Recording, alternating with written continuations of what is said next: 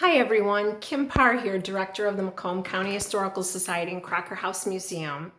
I thought while we're all suffering through this isolation of this coronavirus scare that we could pull through together, take advantage of learning something new every day. And perhaps you're not learning something new about what I'm going to talk about right now, but perhaps you can reminisce with me. Mount Clemens is not only known for its mineral baths, but we had a fabulous pottery here, Mount Clemens Pottery. And it started in 1915. Groundbreaking was in 1914, but they started production in January of 1915. And it produced pottery all the way up until 1987 when it closed. At its inception, they hired Charles Dow. Charles Dow, let's see if I can get his picture here for you. Charles Dow worked for another pottery, a couple different potteries, but they hired him as general manager. And do you know that guy worked up until he was 80 years old? He managed the place for about 48 years, a long time. And in fact, some of you Clemites might be familiar with the Dow House. I know when I moved here, people were talking about the Dow House, and I was looking for this cute house. But it's named after Charles Dow, and it is a fabulous home, no doubt about it. It's on the river, and it's definitely worth you going out for a drive or a nice walk along the river on Brightmire. And anywhere in Mount Clemens, we have a lot of beautiful homes, and just who says you can't go outside and take a walk, right?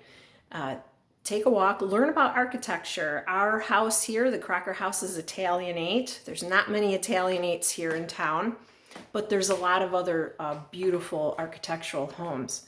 So I hope you take advantage and learn something about architecture too. You can Google information on that. But let's talk about the pottery. So the pottery produced a lot of patterns, and maybe you have seen some of these, because what happened in 1920, the company was sold to SS Kresge. And what that meant is that, well, Kresge was huge business. So they invested a lot of money into the pottery. They built new buildings. They built an incredible new urn, unlike anything in the United States. And they produced a lot of pottery to be sold throughout the US and Canada. And they had some wonderful patterns. In fact, as I was learning about the pottery years ago, I was like, wow, you know, my grandma had that a set. I wish I knew what happened to it, but maybe you'll reminisce with me as well. This is the most popular pattern. It's called the Mildred. And you see here we have a nice set of it. It was a very popular pattern. This one is very similar to the Mildred. And this one reminds me of pottery that looks like paper plates with the ridges on it. This one is a really nice pattern here. It's called Petal Wear. And as you can see, it looks like petals all around it. What this did was, this was competing with Fiestaware. It came in many different colors. You see the beautiful green, and back here, hope you can see it, the burgundy color, but it came in lots of pretty colors. And look how sweet the creamer and sugar set is. This is one pattern I wish I had a lot of. We just have one plate. That's an oldie with the kitty on it.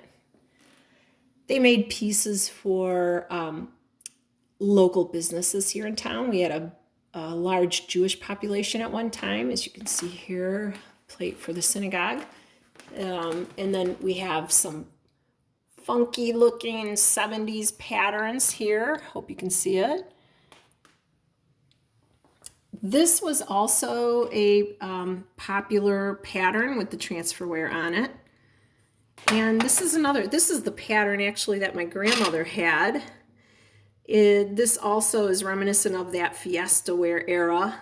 It has a southwestern scene on it with a cactus and a Mexican theme there, sombrero and that.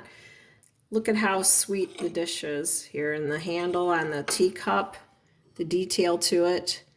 So there's a lot of fun patterns. I love this one too. This is the little Bluebird pattern.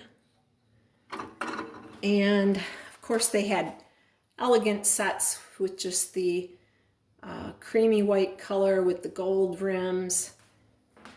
Lots of patterns. We don't have every single pattern. Perhaps if you have a pattern that we don't and you feel generous and you would like to give it to your community to share, we take donations. And we appreciate it because we're here to educate the public, which I hope I'm doing that right now with you today.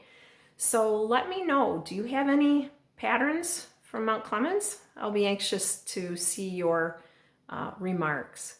So stay safe, stay healthy, and we hope that you come back and join us and take a tour of your local museum. If it has been a while, we've done some changes here.